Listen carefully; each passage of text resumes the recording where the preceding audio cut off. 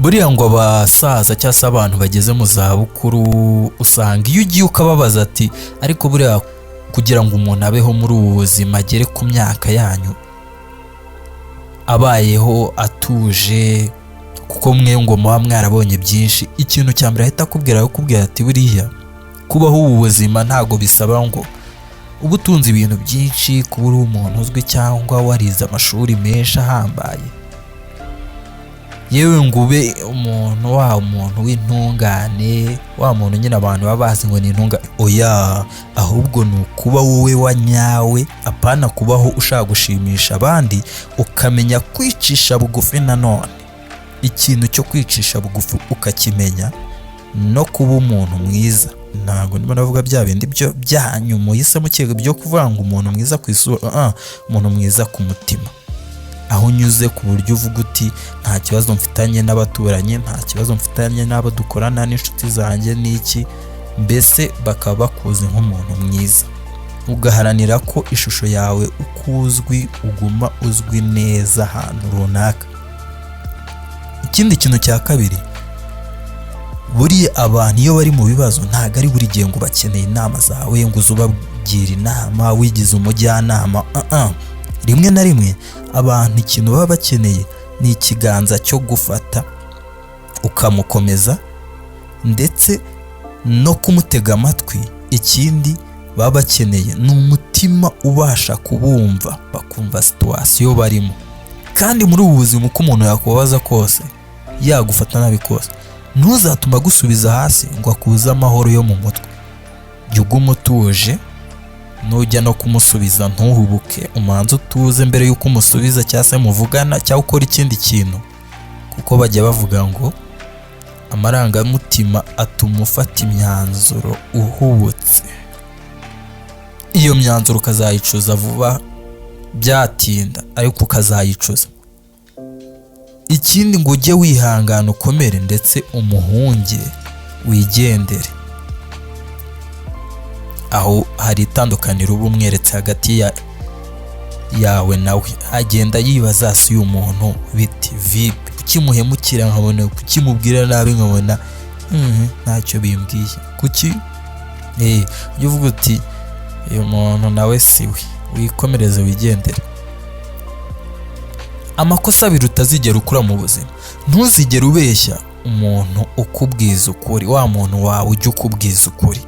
Ariko nanone irindi kosa, ntuzigere wizera umuntu wigeze kukubeshyaho. Nunamwizera buriya ikibazo kizaba kiri kuri we kuba guhemukiye, aho n'umwizera bwa kabiri ikibazo kizaba kiri kuri wowe, kuko wamuhaye andi mahirwe, wamuhaye amahirwe ya kabiri. Kandi aho ntaho bitaniye no guha amahirwe umuntu wakurashe akaguhosha, bakamuha amahirwe ya kabiri yo kongera kukurasa. Ntushobora gutangira chapitire yindi y'ubuzima bwawe igihe cyose ukomeje gusoma iyo wasoje. Muri make, igihe ufite ibibazo, igihe hari ibintu byakubayeho, jya wirekura, ubireke, ubisige inyuma, ukomeze urebe imbere. Naho ngo iyo ukomeje ukatekereza ku bintu byakubayeho, utasubira inyuma mu gihe ngo ubihindure, utagira icyo ubikoraho, mbese bya bintu uvuga uti ibi byarabaye, ariko nubwo byabaye nta bushobozi mfite bwo, nta kintu nabikoraho. Ibyo bintu nukomeza ukabihangaho amaso, ni umunsi wa mbere, wa kabiri, wa gatatu, ari umuntu ikintu kimubaho umunsi wa mbere, wa kabiri, wa gatatu, wa kane, wa gatanu, ugasanga ntago aryamye, ntago asinziriye, aracyatekereza bya bintu, ugasanga ukwezi kurashize agitekereza bya bintu.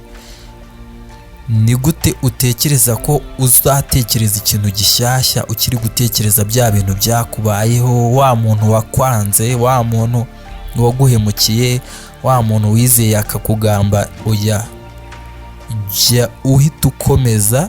Ibyo byabaye ntacyo wabihinduraho, waramwizeye, waramukunze, nibyo wamuhaye amahirwe, ibiki byose, ukomeze ubuzima. Uvuga ati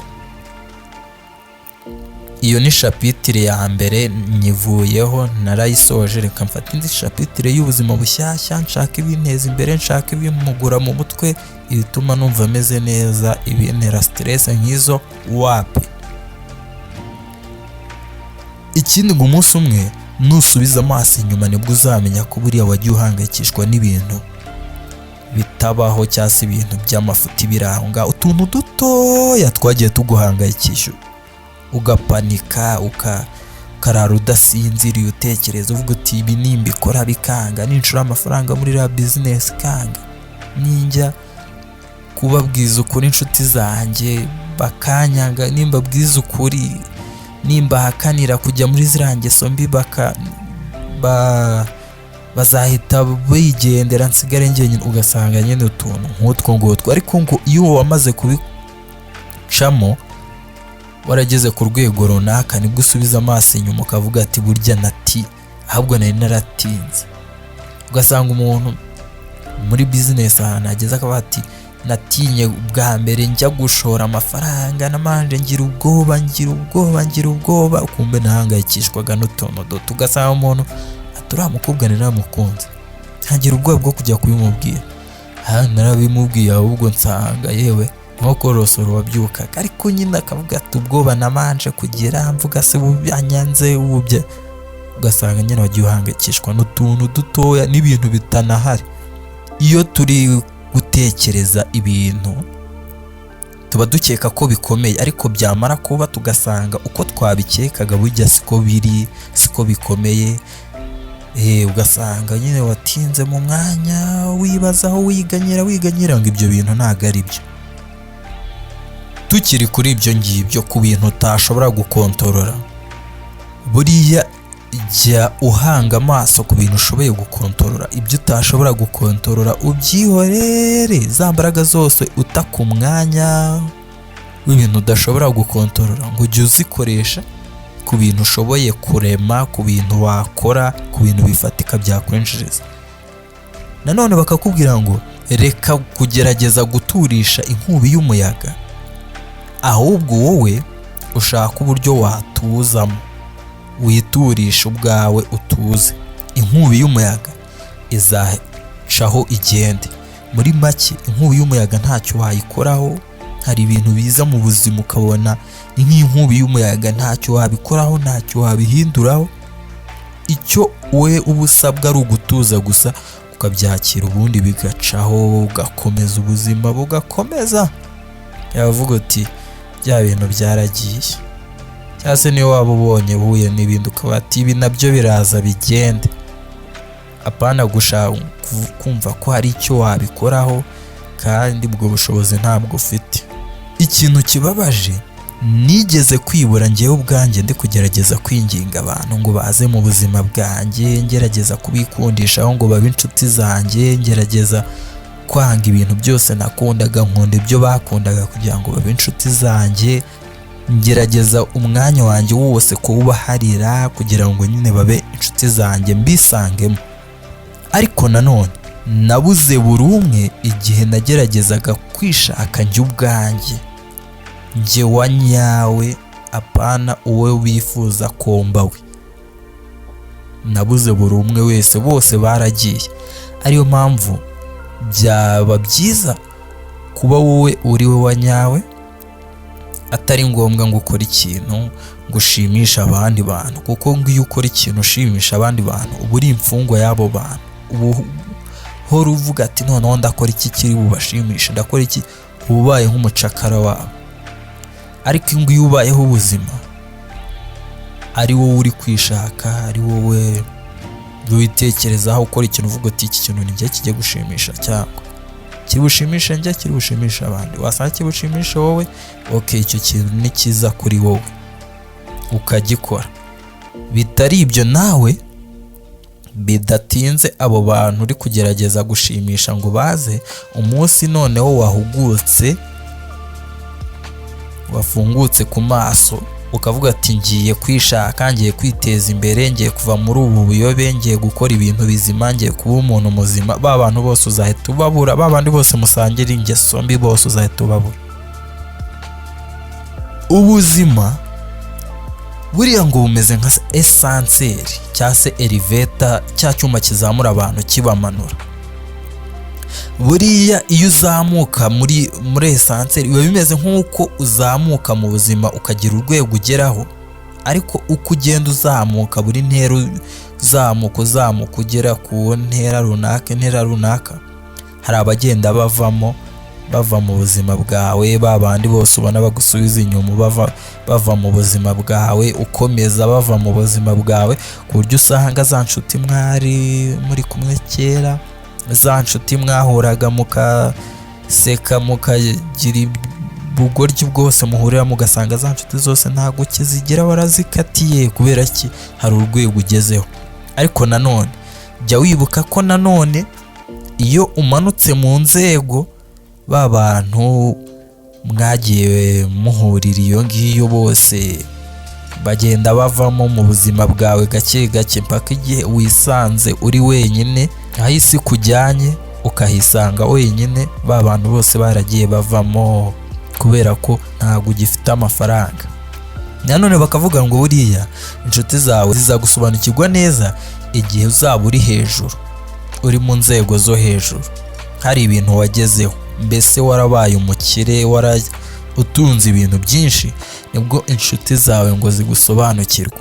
Nanone nawe inshuti zawe ukazisobanukirwa igihe uri hasi, wamanutse hasi ku rwego rwo hasi, cya gihe ubuzima bwanze, ubukene bwanze, nibwo usobanukirwa ufite inshuti nyabaki. Buriya ngo ntugahubuke, jya utoranya inshuti nk'umunyabwenge, kuko buriya ngo jya witondera umuntu wese wizera, kuko umunyu n'isukari ubona bisa ariko kimwe ari umunyu ikindi ari isukari. Rero jya witonda, irondo ryivanze n'ibisambo, umenye inshuti uhitemo guhitamo inshuti nziza, umenye guhitamo inshuti witonze, umenye guhitamo inshuti nk'umunyabwenge, kuko bitihise. Nawe urabizi, niba uzi ko wahisemo inshuti mbi uzabibona, niba uzi ko wahisemo inshuti nziza nabyo uzabibona mu minsi iri imbere, uzabibona ugeze mu bibazo, uzabibona uri mu bihe byiza, kuko buriya inshuti mu bihe byiza ntabwo wazibura mu bihe bibi. Yewe inshuti zo mu bihe bibi ziba ari nkeya cyane. Buriya ngo mu kanwa kawe iyo usimbujemo ijambo riva mu kanwa kawe rigira riti kubera iki ibi biri kumbaho, kuki ari njye biri kubaho, ukarisimbuza ijambo rigira riti ese biri kugerageza kunyigisha iki, ibintu bikubayeho. Buri gihe uravuga ese kuki ari njye mukene, ese kuki ari njye banga, kuki ari njye bakatira, kuki ari njye ushinga bizinesi gahomba, kuki ari njye wizera abantu bakangambanira, kuki ari njyewe. Iryo jambo ukarisimbuza irigira riti ibi binyigishije iki, ibi mbikuyemo irihe somo, ibintu nk'ibyo ngibyo. Ikindi nanone ngo mu buzima ni ingenzi kumenya igihe cyo kureka gutongana cyangwa se guhagarika intonganya mu gihe muri gutongana n'umuntu, kuko rimwe na rimwe bajya bavuga ngo burya iyo mutongana hari igihe usanga umuntu ari inzobere mu gutongana, koko ugasanga akantu kose kaba yaratongana arahangana, ugasanga umuntu ababonye muri gutongana yagera muri gutonganira ibintu bikaze, binaremeye cyangwa se ibintu bizima, usanga ni ibintu bya fake muri gutonganira. Ngo jya umenya igihe, utayiminga igihe. Umuntu ushatse ko mutongana yarazi ngo mugiye gutongana, mutongane muterane amagambo, wowe uhita ukora opposite, uhita umuhima, uhita umwihorera, uhita wigendera, cyangwa se uhita umubwira ati nibyo. Uko niko usubizanya n'abantu babandi bakunda gutongana cyangwa se abantu b'ibigoryi, kuko ngo iyo utonganye n'ikigoryi umuntu agaturuka hirya ntabwo abasha kubatandukanya. Akandi kantu buriya ngo kubasha gusobanukirwa birenze kumenya, kuko ngo hari abantu benshi bakuzi bakumenye, ariko hakaba n'abagusobanukirwa bakeya bakumva, babandi bati uriya muntu nubwo ari guseka ariko agahinda kari muri we, babantu bamenya agahinda kihishe inyuma y'inseko yawe, abo bantu ngo nibo b'ingenzi cyane kurusha babandi bakuzi. Buriya kubuza ikintu no kuba ugisobanukiwe n'ibintu bibiri bitandukanye. Hari ukuba ukizi ariko utagisobanukiwe, ukaba uzi ngo iki kintu bacyita gutya ariko se ntusobanukiwe ngo gikora iki. Gusobanukirwa nibyo by'ingenzi kuruta kumenya. Nibyo nagira ngo tuganireho ku Nkoranya TV. Bye bye, ciao ciao, kora subscribe, like, share na comment n'ibindi biganiro byiza byo ku Nkoranya TV tuzabona n'ubutaha. Bye bye, ciao ciao.